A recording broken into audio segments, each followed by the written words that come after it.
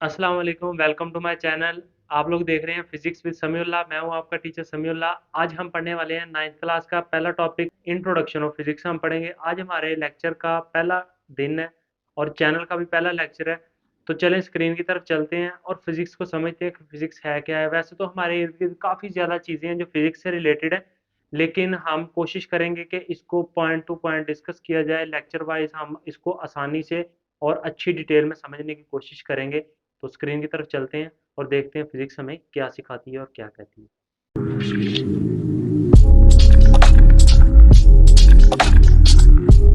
अच्छा जी, हम स्टार्ट करने लगे हैं 9th क्लास का पहला लेक्चर, जो कि चैप्टर का नाम है। चैप्टर हम पहला स्टार्ट कर रहे हैं और टॉपिक भी पहला है। तो पहले चैप्टर का नाम है फिजिकल क्वांटिटीज एंड मेजरमेंट्स।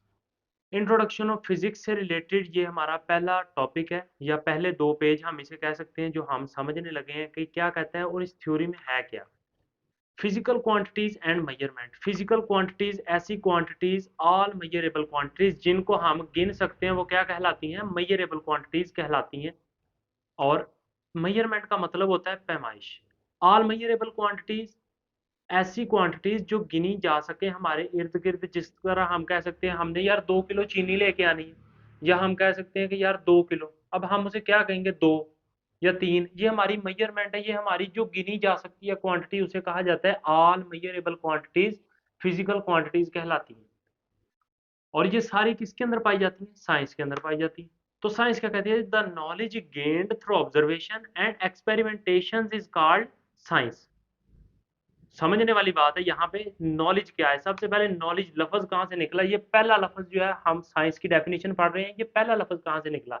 ये जो नॉलेज है, knowledge gained through observation and experimentation. Word science, ये जो साइंस लफ्ज है, drive from Latin word scientia, ये साइंटिया से निकला है, विच मीन्स नॉलेज, जिसका मतलब क्या है? नॉलेज। अब नॉलेज क्या है? एक ऑब्जर्वेशन है, एक से एक्सपेरिमेंटेशन है। मैं कहता हूँ जी, फर्ज करें मैंने कराची से लाहौर जाना है, लाहौर से इस्लामाबाद जाना है, यार मुझे इतना टाइम लगेगा, या मुझे इतना 5 से 6 घंटे लगेंगे, या 7 से 8 घंटे लगेंगे। ये मेरी ऑब्जर्वेशन है, ये मैं सोच रहा हूँ कि ऐसा हो सकता है। लेकिन अगर मैं कोई एक्सपेरिमेंट करूं, मैं यहाँ से जाके देखूं, तो फिर मैं क्या कहूंगा कि यार हाँ, इतना एक्चुअल टाइम लगता है, इससे कम या इससे ज्यादा नहीं। ये मेरी एक्सपेरिमेंट है, और एक्सपेरिमेंट और ऑब्जर्वेशन से जो हमें नॉलेज मिलता है, उसको कहा जाता है साइंस।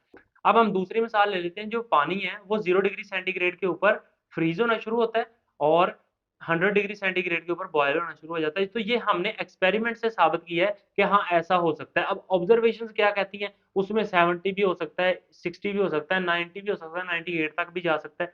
तो ये साइंस और उससे रिलेटेड जो है ऑब्जर्वेशन और एक्सपेरिमेंटेशन को अभी तक हमने डिस्कस किया है।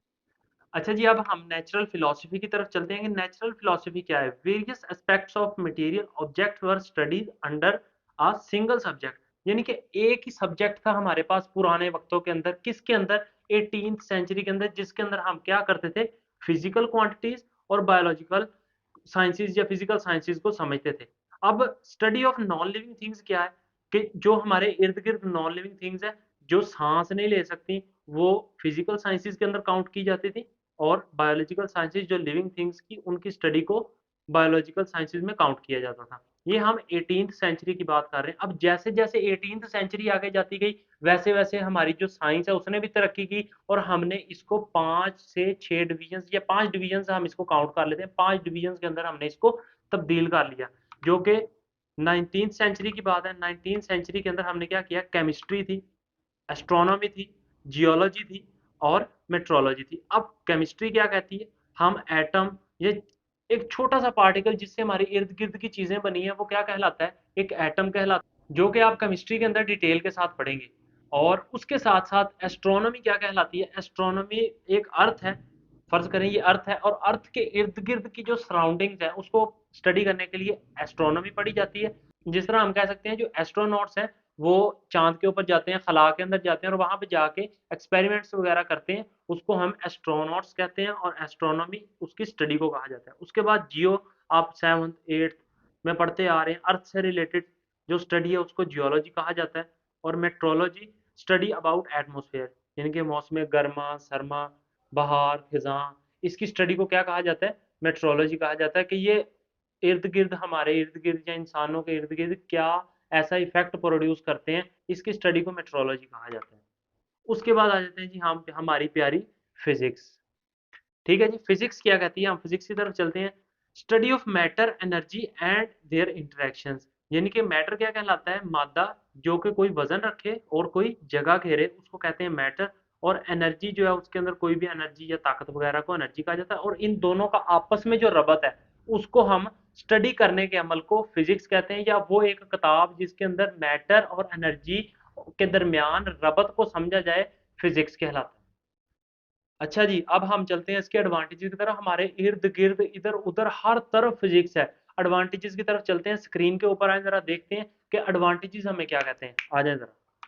तो एडवांटेजेस के अंदर आ जाते हैं जी ट्रांसपोर्ट। ये बस वगैरह ये पहले दौर में नहीं होती थी, लोग घोड़ों के साथ सफर करते थे। जो ट्रांसपोर्ट वगैरह ये फिजिक्स की वजह से, फिजिक्स का एक अहम किरदार है इसके अंदर। उसके बाद डोमेस्टिक अप्लायंस, हमारे इर्द गिर्द घर के अंदर जो चीजें वगैरह हैं, बल्ब और ये जिस तरह इस्त्री, फ्रिज, ये चीजें जो है डोमेस्टिक अप्लायंस के अंदर, ये भी फिजिक्स का एक हिस्सा है। इलेक्ट्रिसिटी, टेक्नोलॉजी और कम्युनिकेशन, जिस तरह टेक्नोलॉजी के साथ हम ये जिस तरह मैं वीडियो रिकॉर्ड कर रहा हूँ ये टेक्नोलॉजी के साथ है। और कम्युनिकेशंस, अगर मैं बात कर सकता हूँ किसी के साथ मोबाइल के ऊपर, वो क्या कहलाता है, कम्युनिकेशंस। और इसके डिसएडवांटेजेस भी बहुत ज्यादा है।